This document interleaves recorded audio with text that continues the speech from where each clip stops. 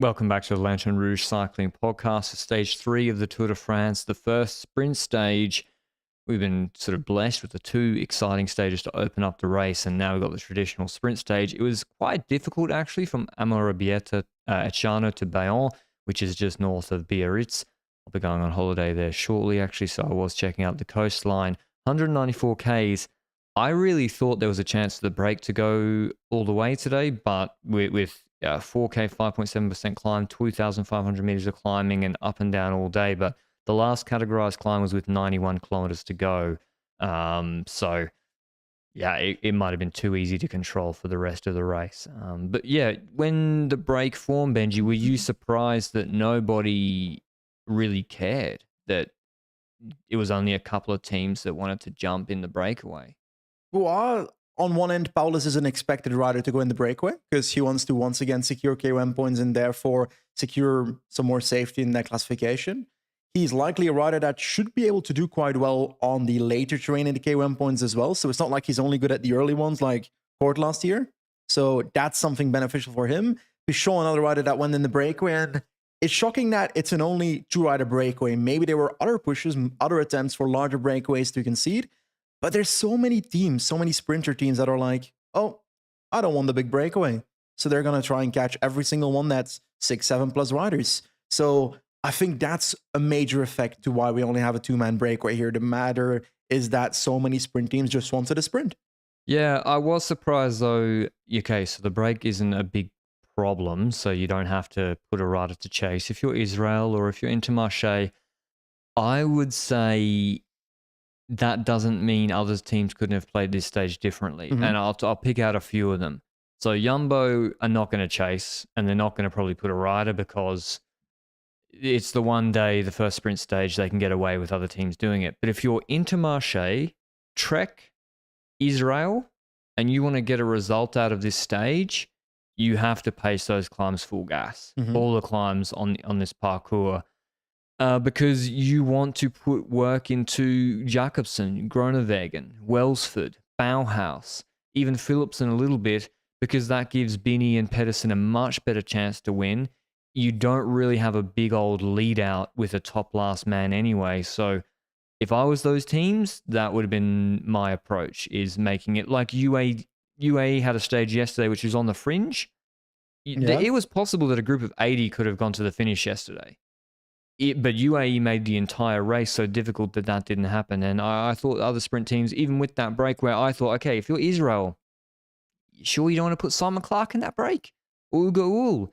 Yeah. If you're even, a few other teams, I thought, okay, EF, Magnus Cort, or if a good group of 5 riders went and there was a climb where they could have formed the breakaway, I don't know.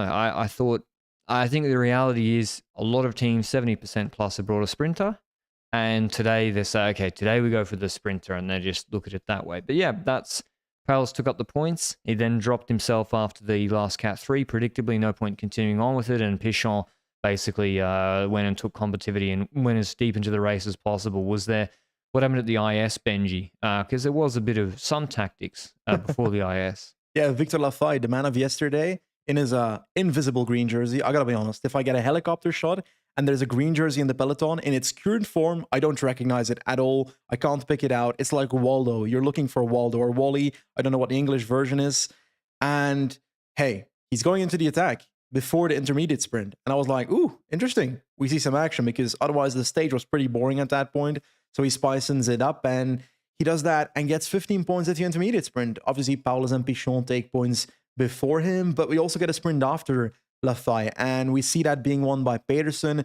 Bit of a chaotic sprint again. These intermediate sprints have been pretty chaotic with, I feel like the last one we saw yesterday, Van Poppel really came around, and then Meus was not in his wheel, and then we had other people trying to come around. So it's like, there's sprinters that don't want to put their eggs in the basket of the intermediate sprint. Like, I don't think Welsford wants to go all out for this intermediate sprint, because he probably doesn't feel like he can do anything for green. So he's probably putting all eggs in the basket of the final sprint. While a Pedersen is probably, ooh, I'm probably going to get more points at the intermediate sprint if I go all out, versus the finish line.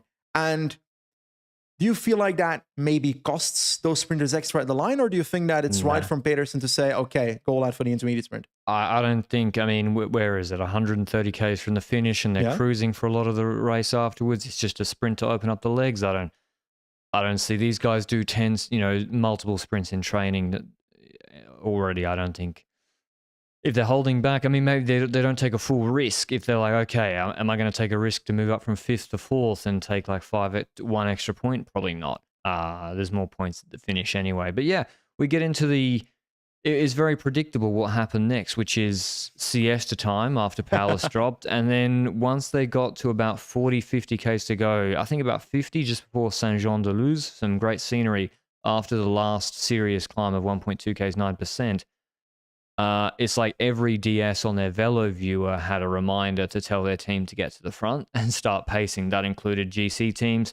Now, why Lotto Destiny are setting up their train at 45 Ks to go, I don't really know. Like, because if you're a sprint team, if you're caught behind a crash at 45 Ks to go, you're going to come back. And even if you don't, I mean, that could also be the same for GC teams, frankly. Like, I think they're more worried about not crashing with the furniture. But yeah, and even if you don't come back, it's not like you've lost GC. And I think the better game theory thing is to give yourself the best position if you want to win the stage, not come 3rd or 4th. Yeah. Is to save as much as possible, like actually UnoX tried to do, and not Alpecin, but UnoX tried to do, and then move up late and actually save energy. But anyway, Lotto were there. Jumbo got the call up for Van Baarle, Benoot, and Van Hooijdonk. On the other side, I was quite impressed with FDJ and Vandenberg. Yeah. Luke didn't pay me to say that. For Gadu. On the other, and then the far side, Quickstep were outstanding. I must say, Quickstep really like locked down that left side of the road as they looked at it for like 40 kilometers. 100%. They also basically claimed it as their territory, right? In certain corners, in certain roundabouts, they swooped from left to right. The road was theirs the way they were acting, but it also helped Jakobsen to be in the perfect position without spending that much energy trying to move to the front with the train in later phases. Because while Quickstep is holding that team at the front, while Quickstep is holding Jakobsen at the front, we've got DSM trying to come around on the other side with 7 riders in the same way that they do all the time in the past. And then we've got another team, Intermarché, trying to come through in every single direction. Then they lose half of their train. Then they come back together in the middle. Then they're in a position where they can't hold it. So then Jumbo is in a position in the middle suddenly, because Jumbo's been trying to keep Vingegaard safe until the 3-kilometer rule, is how I see it. And they've been doing that on one side of the road. But at a certain point, they were in the middle with Vingegaard in the wheel of Van Hooijdonk, and not unsafe that nicely, huh? Yeah, he was really impressive. UAE, I think, kind of actually did the smart thing in the end, and I don't really think they had a choice. And this is, UAE might be stronger in the mountains, but definitely, like, as I've said many times, Langen and Bjerg cannot keep Pogacar at the front in these stages. And so you have a choice. You try and move up inside a sprinter in the gutter to get into front position for a couple of kilometers and then get washed back. Or you just do the Adam Yates and you sit at the back and you just, if there's a crash and you lose time, so be it, but you're not going to crash yourself deliberately or not deliberately, but put yourself in a position to crash. I've got a fly harassing me as usual. And so UAE basically disappeared. Yep. Completely disappeared. We had the helicopter shot wouldn't pan back. And of course, if Pogacar had a mechanical or there was a crash, they'd show it. So we could just presume UAE were at the back. And so Pogacar started Adam Yatesing and it didn't matter. So they almost... Yeah, they weren't in the hectic, whereas Vingegaard was really trying to stay in front position. Now there's ups and downs. There's 2 sort of 3% climbs of about 2.5 minutes duration back to back. And then there's obviously descents off those, which were actually steeper than the climbs themselves. And eventually Van Hooijdonk's gone. And so it's the road furniture in this stage. Now, maybe they thought the climbs before would thin out the peloton, but this was a full peloton. No one was dropped. Pichon was caught, obviously. The road furniture, I've almost never seen anything like it, Benji. We had roundabout, speed bumps, narrow roads, U-turn, closes, opens, U-turn at 2Ks. I'm less mad about the U-turn, honestly. They all knew that was coming. Everyone knows the U-turn's there, but there's these dividers. Some of the dividers you can cross and ride over. Some of the dividers have a barrier at the start, which is actually at waist level. So in the peloton, you can't see it. And not all of them were signaled. It's actually a mirror. I thought for sure there'd be a big crash today. And it's actually a miracle there wasn't. I thought so as well because I was really nervous, Like we saw some situations with riders being squeezed and so forth, and sometimes that can lead to a crash, sometimes not. But it's also because, like you said, there's these small hills, these 2.5 minute climbs, roughly, and you see people trying to half wheel each other, teams trying to half wheel each other at the front of the peloton. And that's also stressful because then you go into the descent with people trying to be at the front all at the same time. Sprinting. They're literally sprinting to be at the front. And that's where the danger is as well. If there's a roundabout or some road furniture in the middle there, then it's also very sketchy. But in the end, Quickstep was honestly the strongest team until 1.2 kilometers to go. Lampard was outstanding. He really was excellent navigating the road furniture and keeping Quickstep in front position. The problem for him was they were a little bit short on.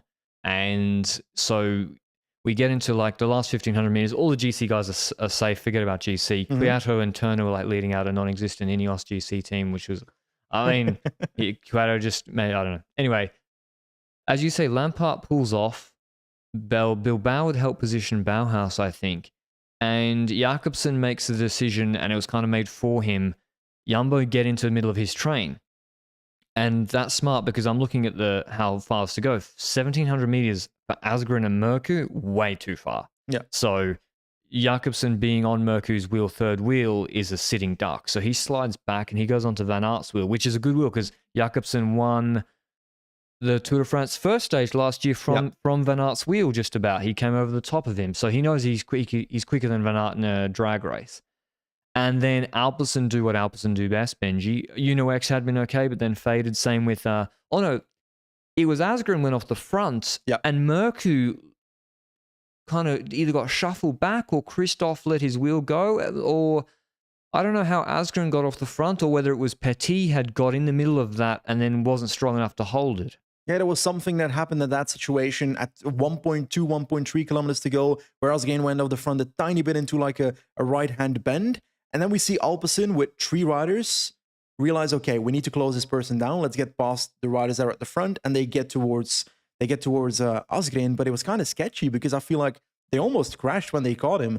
The third rider for Philipsen, so the second person in front of him, I actually don't know who it is. Was it Ricard? Was it Kragh Andersen? I don't know. I couldn't tell from the helicopter angle. But Van der Poel was in the wheel, and Van der Poel took the left side and the other lead-out rider took the other side, and they had to try and come around, and Asgreen didn't really know where to go, so he kind of just went backwards, and I'm glad no one crashed there. But they continued that onwards, and we've got this lead-out now settling out where at 500 meters to go, we see the launch of Van der Poel within the wheel, Philipsen, within the wheel, Van Aert.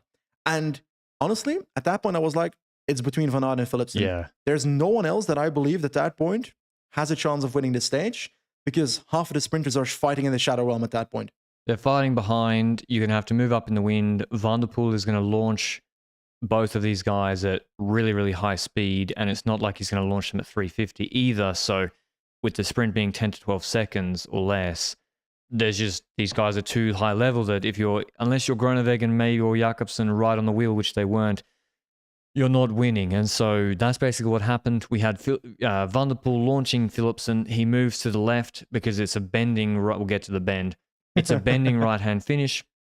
Van Aert actually starts his sprint before Philipsen. He tries to get the jump on him and jumps on the inside of the right-hand bend as it's bending around gently.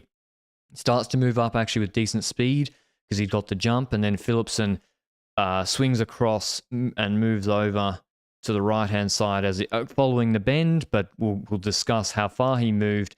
Van Aert has to brake. When I first watched it without the heli shot, I was like, oh, maybe he could have got through that gap. But when you see the helicopter shot, he either crashes or brakes or has to give Philipsen a big elbow. And Philipsen wins the stage easily, ahead of Bauhaus coming in second, Ewan third, Jakobsen fourth, Van Aert fifth. Cavendish 6 is actually a better first start than I expected, compared to how he was going in the Giro early stages. Especially in such a chaotic sprint. Yeah. Because Binyam got bullied away, for example. Welsford got bullied away, for example. There's loads of sprinters that got bullied away. And the fact that Cavendish was still in a position where he could fight for that sprint says that he was there in a position that he can still compete in. Obviously, not for the victory. I am somewhat surprised. Well, I'm actually not surprised by the fact that Bauhaus was competing in this sprint. Chaotic sprints plus Bauhaus equals a good result, right? Always up there, and he nearly actually won this stage in the official's office. But yeah, Mayers 7th, Groenewegen 8th, Pedersen 9th, Coquard 10th, Biniam 11th Mozzato, Welsford, Christoph. So it's a deep list of sprinters. Like, there's not many bad sprinters in that top 10. Really, really high quality field. We've got to talk about, so Philipsen wins. Van Aert wasn't visibly, he didn't throw his hands up, you know, when he did something, but I don't know what it was. No, but it wasn't like him and Sagan last year on stage 3 where Sagan swore at him. It wasn't like, fuck you, Philipsen, I'm the king of Belgium. Yeah, maybe. Maybe he said it after, I don't know, but there wasn't anything like that. But then we see Philipsen, he goes to the winner's interview area, and all of a sudden his partner is giving him the phone. Yeah. A phone, and he's holding it landscape, and most people don't hold anything landscape unless they're watching video. Yeah. And even on Twitter or something, you watch it in vertical. So he's watching a replay of the stage very clearly, and they've got now a nervous look on their face. So clearly, the sprint had been referred to whatever the VAR, the commissaire's VAR. I have got the hat. I have got the hat here. I'm not putting it on. I'm not enforcing any relegation. I think with a bend like this and with the barriers coming in and out, it's the first problem is the parkour, not the rider. Yep. I think Philipsen knew what he was doing, and he also went when the barriers opened up again. He still went all the way to the barriers. Yeah, he knew what he was doing. Did he know Wout was there jumping him early? I don't know, but it's too grey an area to say, clear relegation. I haven't looked at where he actually started his sprint because he does it. It's like the two movements. The move when Van der Poel first launches him, and then there is space for Wout, and then it's really hard to tell whether he moves again or whether the barriers cave in a bit around the bend, and the barriers are what come up against Wout ahead. I don't know. So no relegation, in my opinion. But it would have been interesting to see what would have happened if Wout found a gap. I think so as well. So we look at this corner, and we see that Philipsen is following the bend, but not really the bend. He's also going into the bend a bit more as the bend completes. Now, in the race organizer's manual, there is a line that says that there should not be a bend in the final straight. Should.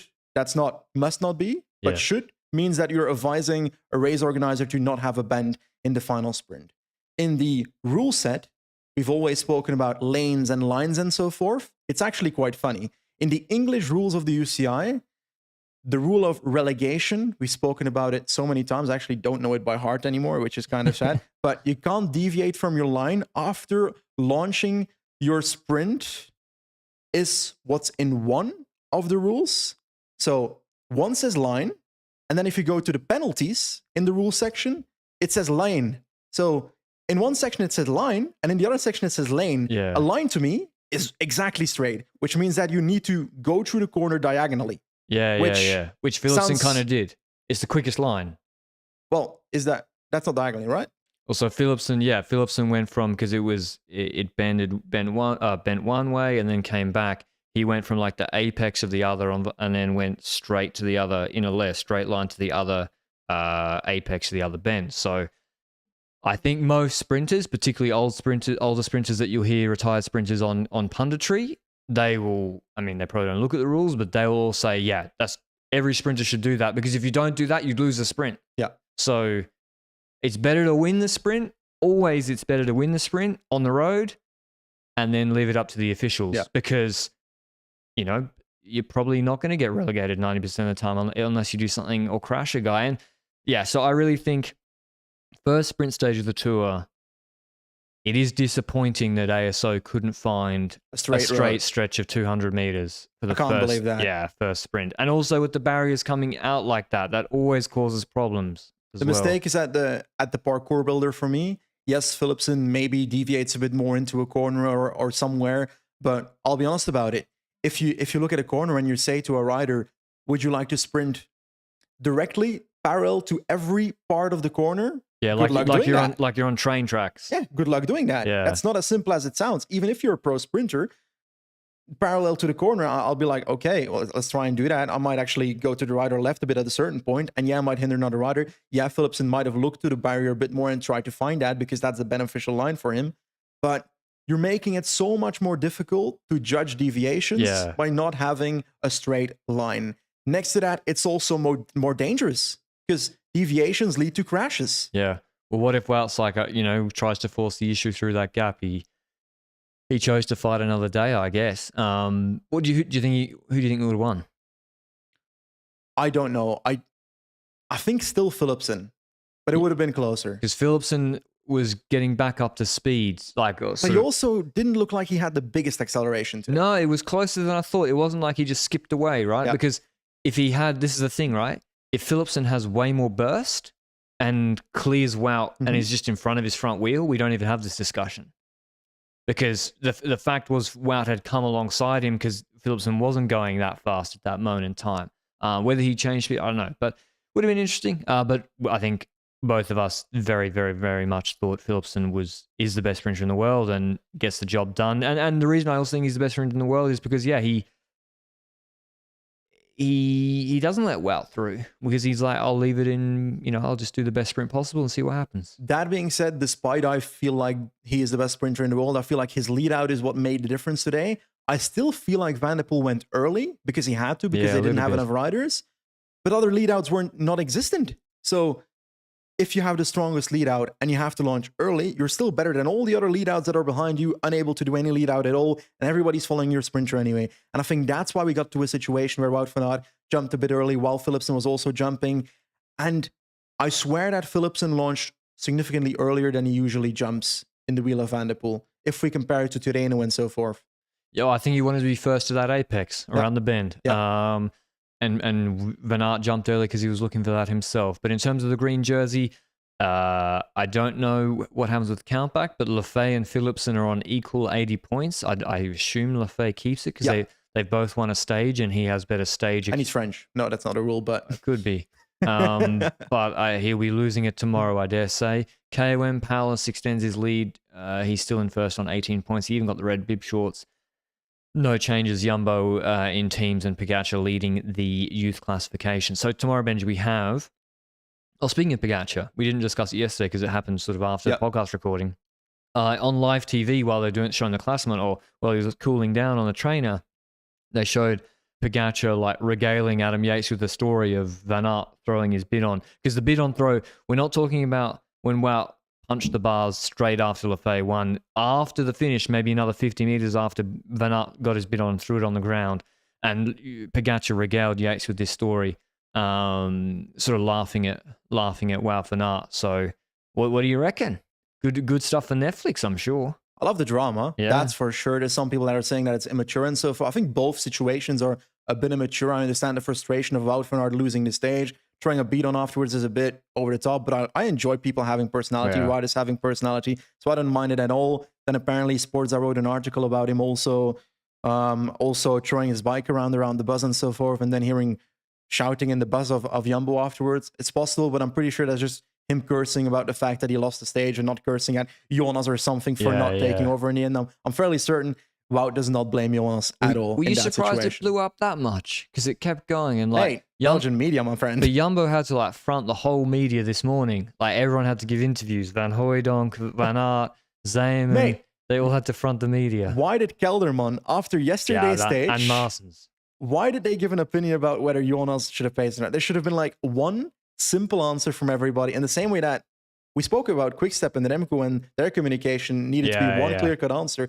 Should have been the same here. Yeah, they seem to agree that Jonas should have taken over, but they say it from a standpoint of, in hindsight, he probably should have, but it's a situation that's so unique that... I don't even think that Kelderman was saying he should have. I think he said, they're like, if Jonas took over, would you have caught Lafay? And he was like, yeah, probably.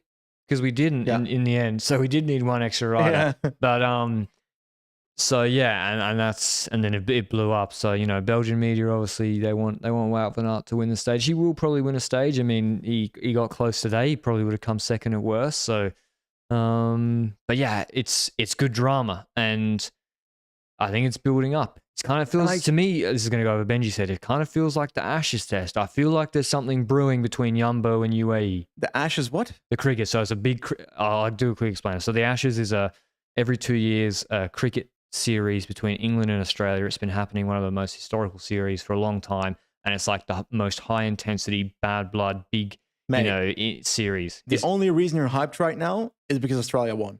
Yeah, of course we won. I mean, before the live stream yesterday, I was waiting. I was like, we're not starting until Stokes is out, and then saw it on it like, bang, we're on. Okay. Anyway, back to superior. It's like sports. when Flanders plays Wallonia in football. Flanders does not play Wallonia in football at the World Cup. Yeah. So or the Commonwealth Games. So to me, this is UAE and Yumbo. I feel like we've not seen the last of the drama because Van Aert's seen that from Pogacar, and I think there could be some more drama, which I'm excited for. Like, and on one end, you've always got people that are looking at the sport maybe through some traditional glasses, like, oh, that's something we don't want to see in the sport. But I gotta be honest, that is the shit that will make the sport grow. Yeah. Not people being happy in interviews. Oh, I'm happy. No, I'm not mad at Pogacar for doing it. No, people want drama. People come to the sport for drama, and if you want the better sport, have some more drama. But also, the funny thing is, like, I getting back to the Netflix series, if you haven't watched our review of that, Benji and I, before the Tour de France, did a painstaking review of the series on the podcast. So go and check that out if you haven't already. But there's no drama they need to manufacture. Yeah. Like, well, to be fair, they had drama and didn't use it. True. So maybe the second season they go for a little bit more. But anyway, just stay tuned for that because I think it's brilliant. Anyway, tomorrow is an even more nailed on sprint stage from Dax to Nogaro. Probably not saying that correctly. We're in the sort of, heading towards the Pyrenees. This is the way I drive on the way to San Sebastian, actually, through Dax. There's also some good jumps horses, Benji. Good jumps horses in this area of France. Really. I heard your horse won the other week. Actually it did. Made of gold. Won in Australia by 6 lengths. It actually could be really good. Like Melbourne. I'm not going to say Melbourne. Are you rich now, or what are we saying? No. It was a maiden. But it could be quite good. It's a long distance horse. I mean, to win long distance races in Australia, not the highest quality. It's like the Santa Sudananda, eh? Well, no. So it's an imported horse from the UK. Okay, so you're finding talent abroad because in Australia you don't have good horses. We don't have good long distance horses. Best sprinters in the world, though. Yeah. Like Nature Strip, etc. And Winks was the best. Anyway, on Black Caviar. Tomorrow's a sprint stage, unless there's crosswinds, but I don't think there will be. There's a couple of lumps and bumps. 1 Cat 4, 1 Point Palace won't even go on the break himself tomorrow. There's a Notre Dame de Cycliste. There's the intermediate sprint. That might be. There's a motorway service station with the Air de Pyrénées, which has like a memorial to the Tour de France. I'm not sure if that's the Notre Dame of cycling, but I've been there and taken a video. This is the big boy sprint tomorrow again, Benji. Who have you got? I don't know how. I think this might be less technical to run in. I hope so. Ooh, stage 4 sprint. I think we saw today that the Alpecin train is really ahead of other trains when it comes to the level in the actual sprint. We see that Quickstep is good at positioning themselves before the sprint, but then lose it when the actual final lead out happens. And now I saw Patrick say, so I'm shocked that there's something crazy in the last kilometer. This finishes on a motorway circuit. This is crazy. This is like the Volta a San Juan finish. Okay. Sorry for cutting you off, Benji. I'll run through. We got a... Who's the car equivalent of a cyclist? What do you mean? Like, who's is Pogacar Verstappen? No, he'd have to actually win the Tour de France to be that. Well, he's done it twice, so... Not again. We've got a roundabout and then we enter a motorway circuit at Nogara and we just go back and these motorway circuits, they're cambered and they're basically non-braking bends because hot take motor cars go faster than cyclists going 65 kph. So even though it looks like there's loads of bends, they won't be braking, I don't think, in most of these. Mm-hmm. But it will be very fast. Richese and Simmons went on a flyer. I'm going to base this all off that San Juan. So you can get off the front and win, but this is the Tour de France, not Volta San Juan. There was so much wind that day. Yeah. It is straight, the finish, thank Christ. It looks like it's actually very, very straight. It's a finishing straight on the circuit. Sam Welsford wins. Yeah, I think it's a big boy. I think Welsford's not a bad shout. I'm going to go with Fabio. I liked him today. And it's an easier day tomorrow. I didn't even see him today at the end, so... I need to look to see what happened because maybe he got chopped out of it, or I don't know. What do you mean you liked him today? As in up to the last kilometer? Quickstep's positioning was much better. Their train was much better than I anticipated. Agreed. Actually. Agreed. And so I think, and Mercu's done the San Juan, and so they know motor circuits. Unless he's got a mechanical again. No, today was the mechanical day and he didn't have one, so miraculous. Maybe on stage 8 he'll have the mechanical. But I'm going with Jakobsen. You're going for Welsford. But Caleb Ewan also was quite good today, better than I expected coming third. So. Yeah, but he's got a bit of a deficit because the biased crash yesterday looks pretty banged up, so he's not really part of that train at the moment, and he's really been the lead out that has been strong for Lotto in the last 3 years. And when I look at Guarnieri, I feel like he's no offense, I feel like he's kind of over when it comes to his lead out capabilities. Yes, he can position riders, but he can't make that real difference at staying at the front or getting past a certain rider and so forth. So I don't see that making the big difference either. And I feel like Ewan gets bullied off the wheel so many times in sprints anyway. So that's one thing there. When it comes to other sprinters, Binham's positioning, I don't trust at all. So I don't know, if he gets lucky, he can have a good position and so forth. I don't think Pedersen, Binny, or Cockard have the top end. Maybe Binny does, based on that Swiss sprint, but his positioning and he doesn't have a last man. It's a fucking Swiss sprint, dude. Yeah, but he was quite good, I thought. Like Van Aert was quick today and he beat him easily. I think he did. I think that Swiss sprint was quite good. I worry about Welsford's train. I'm still not convinced by it, frankly. Mesget seemed good for Groenewegen today, but I feel like if Mesget's had like 2% more, Groenewegen would have been in the ideal position. They were trying to do the late move up whilst Alpecin were already doing it, and they're not at that level, and they just got left in the wind. So anyway, I think it'll be another sprint tomorrow. Maybe have a little siesta on your Tuesday. I certainly will be once the break forms. Will we see Total Energy in the break again, or Arkea? Most likely, we could see a French breakaway. I think Cofidis should get in the break. Cockard's not winning. I'm sorry, Lecoq. You'll win stage 8, I'm sure, but not tomorrow. Paulus won't. Paulus won't. It's not worth it. It's a waste of time. Anyway, hopefully everyone stays upright. I'm glad all the GC guys did today and no one lost time. That's the most important thing. And thanks for listening as always. We'll see you with the recap of stage 4 tomorrow. Until then, ciao.